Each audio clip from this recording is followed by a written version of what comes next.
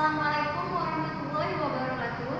We are from Group 10 that present the results of our discussion about corporate social responsibility or CSR. But before that, let us introduce each member of our group. And the first, I am Rahita Kipani. I am Ratna Dewi. I am Surya Eka. And I am Rizka Agustia. Okay, let's start the presentation. But presentasi pertama akan dipresentasikan oleh saya sendiri. Ya. Baik, selanjutnya yang pertama saya akan menjelaskan mengenai sejarah dari corporate social responsibility. CSR muncul pada saat hubungan antara perusahaan dengan lingkungan di mana perusahaan beroperasi tidak harmonis. Konkretnya, ketika sebuah perusahaan beroperasi dengan mengutamakan berbagai pendekatan manajerial sehingga mampu menghasilkan keuntungan yang berlipat ganda, namun pada saat yang bersamaan lingkungan atau masyarakat di sekitar tempat beroperasinya perusahaan harus menanggung berbagai dampak negatif akibat pengelolaan perusahaan tersebut. Dengan kata lain, keuntungan yang diperoleh perusahaan tidak berjalan secara paralel dengan kemakmuran warga sekitarnya. Bahkan sebaliknya, masyarakat harus menanggung berbagai dampak negatif akibat pengelolaan perusahaan seperti pencemaran lingkungan, transportasi yang semrawut, timbulnya berbagai penyakit sosial dan sebagainya. Menurut Korten dalam Post et al, seiring dengan semakin lebarnya dan luasnya pengaruh perusahaan terhadap kehidupan masyarakat, perusahaan sudah seharusnya bertanggung jawab terhadap keseluruhan lingkungan, baik internal maupun eksternal perusahaan. Setiap keputusan dan tindakan yang diambil perusahaan harus mencerminkan tanggung jawab perusahaan itu sendiri. Kemudian terkait dengan perkembangan CSR, sejak 30 tahun sebelumnya, eksekutif perusahaan telah memikirkan masalah ini, yaitu bagaimana tanggung jawab perusahaan kepada masyarakat tersebut. Awalnya beberapa orang berpendapat bahwa tanggung jawab korporasi hanya untuk memberikan keuntungan finansial secara maksimum kepada pemegang saham. Namun, selama tahun 1960-an, kelompok aktivis sosial telah mengemukakan gagasannya bahwa tanggung jawab perusahaan tidak sekedar memberikan keuntungan finansial kepada para pemegang saham saja, namun lebih luas daripada itu. Namun sejalan dengan semakin lebarnya jurang pemisah antara kemakmuran perusahaan dengan kemiskinan masyarakat, serta banyaknya pola-pola perusahaan yang menyimpang dan berdampak negatif pada lingkungan sekitarnya, maka tuntutan terhadap perbaikan pengelolaan perusahaan agar lebih menaruh perhatian pada lingkungan sekitar tempat beroperasinya perusahaan semakin banyak disuarakan. Salah satunya melalui penerapan CSR. Dengan kata lain, CSR merupakan sebuah pendekatan di mana perusahaan mengintegrasikan kepedulian sosial dalam operasi bisnisnya dan dalam interaksi dengan para pemangku kepentingan atau stakeholder, serta mendasarkan diri pada prinsip kesukarelaan dan kemitraan. Pembahasan kali ini akan mengeksplorasi sifat tanggung jawab sosial perusahaan atau CSR dengan menuju pendekatan pada bagian-bagian komponennya, dengan tujuan untuk memisahkan komponen etika atau moral CSR dan mengaitkannya dengan perspektif yang mencerminkan 3 pendekatan etis utama, yaitu manajemen bermoral, amoral, dan moral. Baik, selanjutnya akan dijelaskan oleh rekan saya, Ratna Dewi. Ya. Baiklah, saya akan menjelaskan landasan teori. Yang pertama yaitu Corporate Social Responsibility. The World Business Council for Sustainable Development mendefinisikan CSR sebagai komitmen perusahaan untuk berkontribusi dalam pembangunan ekonomi berkelanjutan, bekerjasama dengan para karyawan perusahaan, keluarga karyawan, komunitas lokal, dan komunitas secara keseluruhan untuk meningkatkan kualitas kehidupan. Secara umum, CSR dapat didefinisikan sebagai bentuk kegiatan untuk meningkatkan kualitas kehidupan masyarakat melalui peningkatan kemampuan manusia sebagai individu untuk beradaptasi dengan keadaan sosial yang ada, menikmati, memanfaatkan, dan memelihara lingkungan hidup yang ada. CSR merupakan salah satu wujud partisipasi dunia usaha dalam pembangunan berkelanjutan dan mengembangkan program kepedulian perusahaan kepada masyarakat melalui penciptaan dan pemeliharaan keseimbangan antara mencetak keuntungan fungsi-fungsi sosial dan pemeliharaan lingkungan hidup. Selanjutnya yaitu evolusi CSR.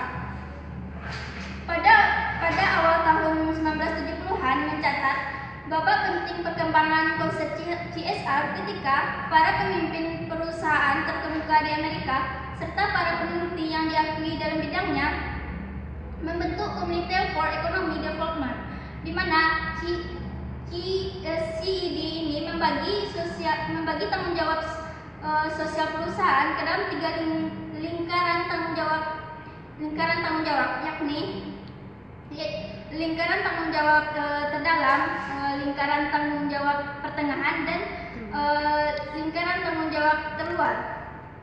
Lingkaran tanggung jawab terdalam perusahaan untuk melaksanakan fungsi ekonomi yang berkaitan dengan produksi barang dan pelaksanaan pekerja yang secara efisien. Selanjutnya, lingkaran tanggung jawab pertengahan menunjukkan tanggung jawab KPKA, tanggung jawab untuk melaksanakan fungsi ekonomi. Pada saat yang sama memiliki KPKA kesadaran pada nilai-nilai dan prioritas sosial perusahaan. Selanjutnya, menurut Carroll ada 4 bagian konseptualisasi CSR. Yang pertama yaitu economic responsibility, yaitu merupakan tanggung jawab sosial perusahaan adalah tanggung jawab ekonomi karena lembaga bisnis melakukan aktivitas ekonomi menghasilkan barang dan jasa bagi masyarakat secara menguntungkan. Yang kedua yaitu legal responsibility, yang mana masyarakat berharap bisnis yang dijalankan oleh perusahaan menaati hukum dan peraturan yang berlaku, di mana hukum dan peraturan dibuat oleh masyarakat melalui lembaga legislatif. Selanjutnya itu ethical responsibility, di mana masyarakat berharap perusahaan menjalankan bisnisnya secara etis. Selanjutnya itu discretionary, di mana masyarakat menginginkan keberadaan perusahaan memberikan manfaat kepada mereka. Ekspektasi masyarakat tersebut dipenuhi oleh perusahaan dan melalui berbagai program yang bersifat filantropis. Jadi, meskipun keempat konsep tersebut diartikan secara terpisah, namun tidak saling eksklusif dan tidak dimaksudkan untuk menekatkan tanggung jawab ekonomi perusahaan dengan tanggung jawab yang lainnya. Pada saat yang sama manajer melihat bahwa ada berbagai jenis kewajiban yang tidak selaras dalam komponen tersebut, seperti antara ekonomi dan hukum, ekonomi dan etika, dan ekonomi dan filantropis. Tanggung jawab sosial perusahaan bisnis melakukan penemuan simulasi perusahaan ekonomi, hukum, etika, dan tanggung jawab filantropis dinyatakan dalam istilah yang telah pragmatis dan manajerial. Perusahaan CSR harus berusaha untuk membuat keuntungan mematuhi hukum, etika, dan tanggung jawab perusahaan yang baik.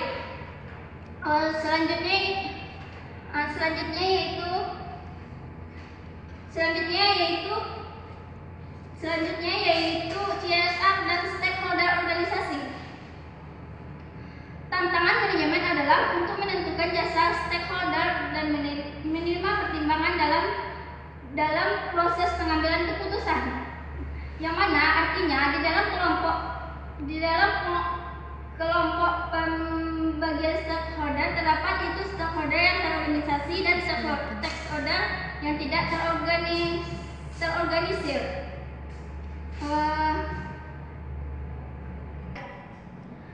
Kedua kelompok yang berbeda ini sama-sama mengharapkan perhatian khusus dari manajer. Mereka yang terorganisir dalam organisasi seperti investor dan reksadana memiliki kekuatan besar yang signifikan atas manajemen karena besarnya investasi yang mereka tanamkan.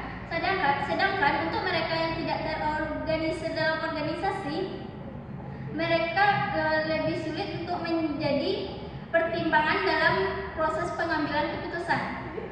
Baiklah, selanjutnya akan dijelaskan oleh Rizka Agustia. Baiklah, selanjutnya saya akan menjelaskan tentang manajemen moral dan stakeholder.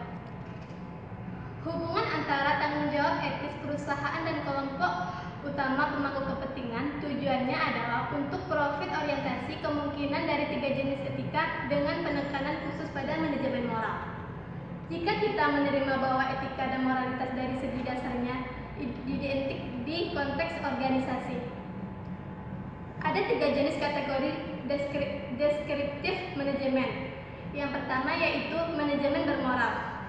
Manajemen bermoral adalah ditandai dengan para manajer tentang keputusan, tindakan, dan perilaku yang menyarankan oposisi aktif untuk apa yang dianggap benar atau etis. Yang kedua yaitu manajemen amoral. Manajemen amoral ini yaitu asusila manajer tidak bermoral atau bermoral tetapi tidak peka terhadap fakta, bahwa mereka keputusan bisnis sehari-hari mungkin memiliki efek merusak pada orang lain. Manajer ini kekurangan persepsi etis atau kesadaran. Selanjutnya yaitu manajemen moral. Manajemen moral, dalam manajemen moral ini yaitu norma-norma etika yang mematuhi standar tinggi yang tepat perilaku diperkerjakan. Manajemen moral tidak hanya sesuai dengan tingkat di mana dan tinggi perilaku profesional. Mereka juga sering memberikan contoh kepemimpinan pada isu-isu etis. Selanjutnya, penerapan CSR di Indonesia dan negara maju. Penerapan CSR di Indonesia. Penerapan CSR di Indonesia. Di Indonesia istilah CSR telah populer sejak tahun 1990-an. Beberapa perusahaan sebenarnya telah lama melakukan CSR atau Corporate Social Activity, walaupun tidak menamainya sebagai CSR karena faktual aksinya mendekati konsep CSR yang mempresentasikan bentuk peran serta dan kepedulian perusahaan terhadap aspek sosial dan lingkungan.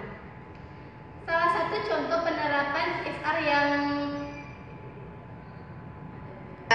berjalan dengan baik, salah satunya yaitu PT Telkom. Dana kemitraan yang disalurkan secara bergulir kepada pengusaha kecil, menengah, dan koperasi hingga Juni 2007 telah mencapai 42,3 miliar, tidak kurang dari 6.031 mitra binaan yang mendapat pelatihan atau kecurangan dari PT Telkom. Di samping itu, PT Telkom melalui program kemitraan dan bina lingkungan telah melakukan berbagai kegiatan dengan fokus utama di bidang pendidikan. Selain melakukan pengadaan instruktur internet di 83.000 setelah dalam program internet Bluetooth School serta menangani yayasan-yayasan pendidikan dilakukan pada pelatihan teknologi dan komunikasi untuk 500 guru selama tahun 2006. Selanjutnya, penerapan CSR di negara maju. Di tingkat internasional ada banyak prinsip yang mendukung praktek CSR di banyak sektor. Kesadaran tentang pentingnya mengimplementasikan CSR ini menjadi tren global seiring dengan semakin maraknya kepedulian masyarakat global terhadap produk-produk yang ramah lingkungan dan produksi dengan memperhatikan kaidah-kaidah sosial dan prinsip-prinsip hak asasi manusia. Tren global lainnya dalam pelaksanaan CSR di bidang pasar modal adalah penerapan indeks yang memasukkan kategori saham-saham perusahaan telah mempraktikkan CSR. Selanjutnya, kesimpulan yang akan disampaikan oleh Surya Anita. Baiklah, sebelum saya memberikan kesimpulan dari CSR ini, sebelumnya saya akan mengulas secara singkat terlebih dahulu bagaimana konsep dari CSR yang telah kami sajikan. Corporate Social Responsibility mulai muncul pada saat hubungan antara perusahaan dengan lingkungan operasi perusahaan sudah tidak berjalan harmonis lagi, atau keuntungan yang diperoleh oleh perusahaan sudah tidak berjalan secara paralel dengan kemakmuran rakyat sekitarnya.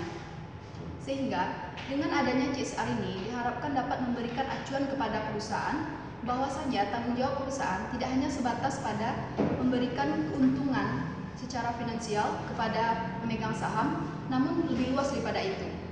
Jadi dapat kita artikan bahwa CSR merupakan suatu pendekatan di mana perusahaan mengintegrasikan kepedulian sosialnya dalam operasi bisnisnya, serta integrasi perusahaan dengan stakeholder atau pemangku kepentingan, yaitu seperti konsumen, masyarakat, lingkungan, dan sebagainya, yang didasarkan atas prinsip kesukarelaan dan kemitraan. Selanjutnya, agar CSR ini dapat dipahami, diterima, dan dilakukan oleh pelaku bisnis, maka seluruh tanggung jawab yang terdapat dalam CSR ini kita kelompokkan menjadi 4 komponen yang digambarkan dalam bentuk piramida. Yang pertama, tanggung jawab ekonomi. Tanggung jawab ekonomi merupakan bagaimana perusahaan menghasilkan barang dan jasa secara menguntungkan. Yang kedua, tanggung jawab hukum. Artinya, di dalam perusahaan menjalankan operasi bisnisnya, perusahaan tidak hanya didasarkan atas motif profit saja, tapi perusahaan juga harus mematuhi hukum dan aturan yang telah ditetapkan. Yang ketiga, tanggung jawab etis. Artinya, bagaimana perusahaan melakukan tindakan-tindakan yang diharapkan maupun yang dilarang untuk melindungi hak-hak stakeholder. Yang keempat, tanggung jawab filantropis. Di sini, bagaimana cara perusahaan untuk menanggapi harapan dari stakeholder. Artinya, bisnis merupakan keluarga perusahaan yang baik. Sehingga dari piramida ini dimulai dari gagasan bangunan pertama, yaitu dimulai dari kinerja ekonomi yang meliputi segalanya. Selanjutnya diikuti dengan tanggung jawab hukum.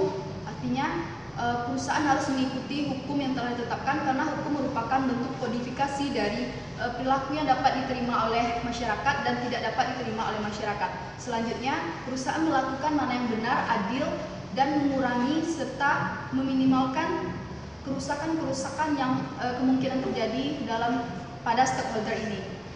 Selanjutnya, perusahaan harus menjadi warga perusahaan baik. Jadi perusahaan CSR ini merupakan perusahaan yang bertanggung jawab mencari keuntungan, mentaati hukum, etis, dan menjadi perusahaan yang baik. Selanjutnya, mengenai etika yang berorientasi pada stakeholder.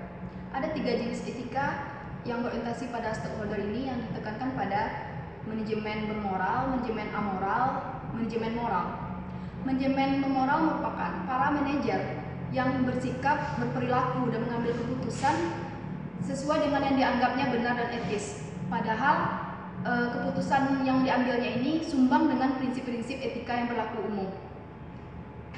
Jadi, manajemen bermoral ini dia hanya berfokus bagaimana menguntungkan bagi perusahaan dan mensukseskan perusahaannya, sedangkan standar hukum yang ditetapkan oleh pemerintah merupakan hambatan bagi mereka.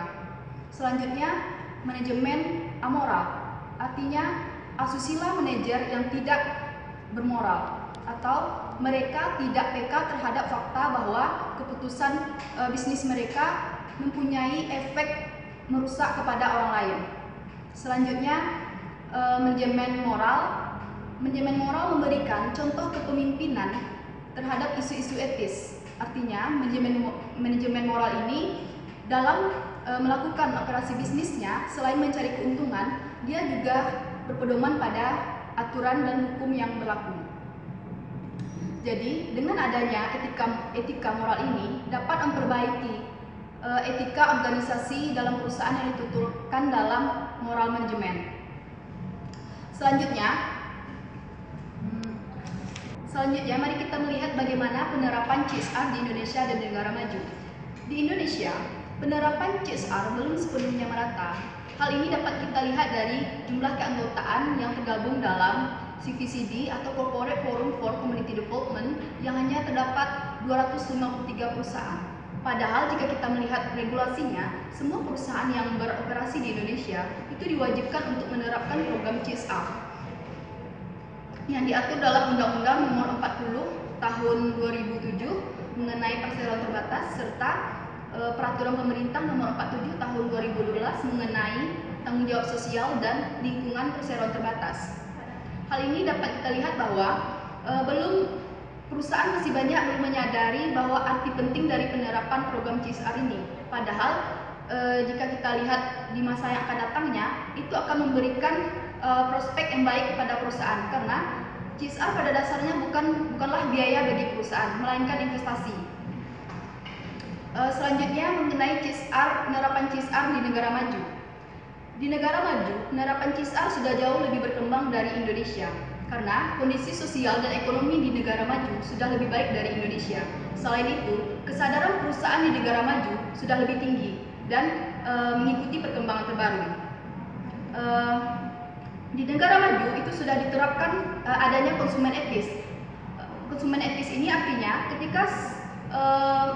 ketika konsumen akan membeli produk, maka konsumen dapat menanyakan apakah produk ini dihasilkan dengan cara merusak alam atau tidak. Selanjutnya, apakah produk ini diproduksi dengan memperkerjakan anak atau tidak. Selanjutnya juga sudah berlaku di Jepang dan di Eropa, yaitu labeling. Produk yang telah lolos audit termasuk aspek CSR-nya itu akan diberi label dan akan diberi label dan bisa diekspor ke luar negeri. Jadi intinya adalah di Indonesia belum semua perusahaan yang menerapkan CSR dengan baik, sedangkan penerapan CSR di negara maju terbukti lebih berkembang dari negara-negara berkembang termasuk di Indonesia. Sekian kesimpulan dari saya kembalikan kepada moderator.